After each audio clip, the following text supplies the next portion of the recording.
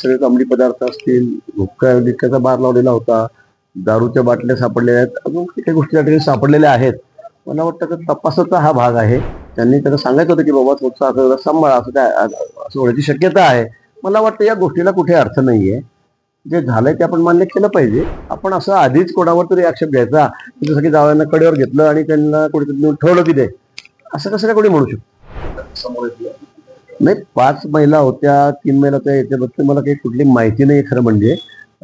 संबंधित तपास अधिकारी कोण आहेत काय आहेत मला माहित नाही, पण तपास केल्यावरच हे समोर येईल की 5 महिला होत्या का 3 होत्या, याच्यामध्ये कोण पळालं, कोणी पलायन केलं आता सांगणं मला अशक्य आहे.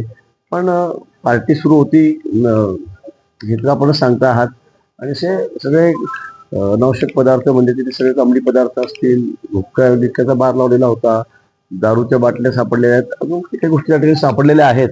मला वाटतं की तपासाचा हा भाग आहे. तपासात तिथे काय म्हणताय की अशा पद्धतीचा ट्रॅप होईल याची मला पूर्वी कल्पना होती, कारण तसं वातावरण आहे राज्यामध्ये सध्या. नाथाबुका आणले असं ट्रॅप होईल असं मला वाटत होतं. मला संशय होता की अशा पद्धतीनं कुठेतरी पुढे अडकवलं जाईल. अरे बापू, मग त्यांनी यांना अलर्ट करायचं होतं ना जावई बापूंना. त्यांनी त्याला सांगायचं होतं की बाबा थोडंसं असं सांभाळा, असं होण्याची शक्यता आहे. मला वाटतं या गोष्टीला कुठे अर्थ नाहीये. जे झालंय ते आपण मान्य केलं पाहिजे, आणि ठीक आहे, तपासाचा भाग आहे हा. कोणी चूक केली असेल तर तिच्या गळ्यात पडेल. मला असं वाटतं की नेहमी असंच बोलणं की काही झालं की यांनी केलं, काही झालं की त्यांनी केलं, काही झालं की हे षड्यंत्र आहे. मला वाटतं प्रत्येक वेळेला असं षड्यंत्र आपल्याशी कसं काय होत आहे, असं नाहीये. आणि म्हणून मला वाटतं की काय जे असेल ते समोर येईल.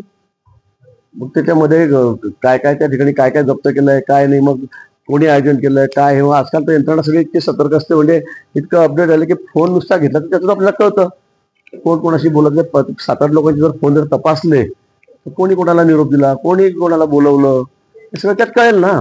आपण असं आधीच कोणावर तरी आक्षेप घ्यायचा, जसं की जावयांना कडेवर घेतलं आणि त्यांना कुठेतरी नेऊन ठेवलं की ते असं कसं काय कोणी म्हणू शकतो? त्यांच्या शब्दात उभाण रचलं जाते, कुभांड रचलं जात आहे त्यांच्या शब्दात. आता तुम्हीच बघा काय कुभांड आहे काय, तर मला तर काही माहिती, कारण मी बोललो तर कोणाला त्यांना असं वाटेल की बाबा एक मुद्दाम चाललंय की काय. पण आता जावायला कसं होतं की लहान मुलं नाही ना की त्याला उचलून घेऊन गेलं रात्री 3 वाजता 4 वाजता. मी बघतो 3 वाजता रेट झाली, कोणी सांगतो 2:30 वाजता, वेगळे 4 वेगळे वेळ आहेत. असं कसं होईल? पण तरी पण मला काही त्या संदर्भामध्ये मला काही म्हणणं नाहीये. पण या संदर्भामध्ये मला वाटतं चौकशी झाली पाहिजे, आणि जे काही दोषी असतील त्यांच्यावर कारवाई झाली पाहिजे. सोशल मीडियाच्या भाऊ गर्दीत विश्वासार्हतेने चकाकणारे नाव म्हणजे लेट्सअप मराठी. सगळ्यांना, सगळ्या नागरिकांना ती स्पीच, ती लेट्सअप वरील मुलाखती म्हणजे विचारांचा खजिना. त्यानंतरच्या निवडणुकीमध्ये मला सोडून गेले. बातम्या केवळ वस्तुस्थिती सांगणाऱ्या, न प्रोपगंडा, फक्त जनतेचा अजेंडा. क्योंकि आने वाला कल जाने वाला है, जाने वाला कल आने वाला है. राजकारण, मनोरंजन असो की क्रीडा क्षेत्र, महाराष्ट्राची स्पंदने संवेदनशीलतेने टिपणारे माध्यम म्हणजे लेट्सअप मराठी.